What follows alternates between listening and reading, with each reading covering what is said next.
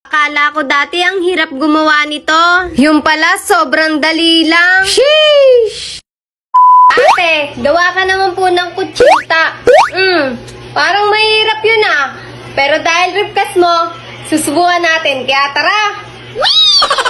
At ngayon nga, mag-uumpisa na tayong gumawa ng ating kutsinta. Dito nga sa aking bowl, pinagsama-sama ko lang yung isang 1 cup ng all-purpose flour, cassava flour, at asukal na pula o brown. Ewan ko ba?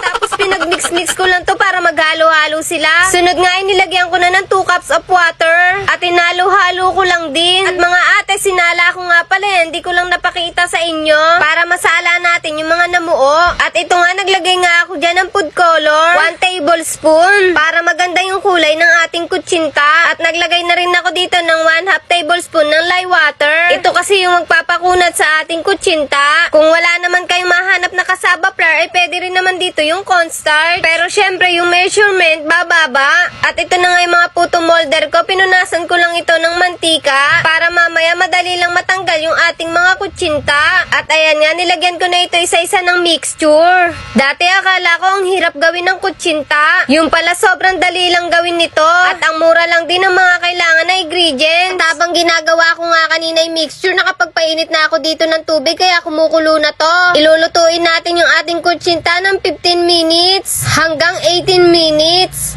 At habang inaantay natin maluto yung ating kutsinta, magluluto naman tayo dito ng yema sauce. Sa aking pan, naglagay lang ako dyan ng 2 kutsarang 2 tablespoon ng asukal na pula. Ganito na nga lang yung gagawin ko sa yema. Dahil kung pakukuluin ko pa to ay 3 oras pang aantayin ko. Ito nga yung other way para mapabilis at makatipid tayo sa gasol. Nang natunaw na nga yung asukal, sinunod ko na yung margarine. Hinalo ko lang to hanggang sa mag-mix-mix sila. At pagkatapos sinunod ko na nga itong isang lata ng condensed milk. Okay lang yan, nabubuo yung asukal. Mamaya yan matutunaw din habang naluluto na to. At syempre, habaan mo lang yung pasensya mo dahil puro halo ang gagawin mo dito.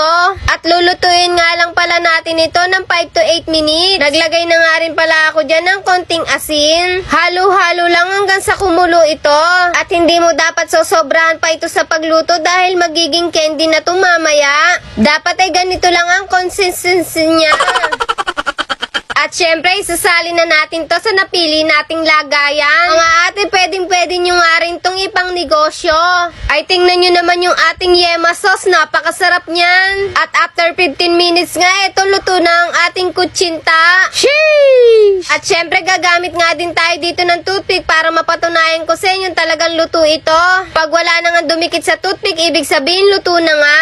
At tingnan nyo naman kung gaano lang kadaling tanggalin sa ating molder itong kutsinta. At yung kinalabasan niyang kulay ng ating nilutong kutsinta ay kagaya nung nabibili natin sa palengke. At yung tinda ni Manong na lagi nating inaabangan na dumaan sa ating mga bahay. Lalagyan ko pa nga ito ng maraming nyug sa ibabaw. Sheesh! At isasawsaw ko na nga dito sa aking yema sauce. Napakasarap naman nito. Syempre, unang kagat first bite.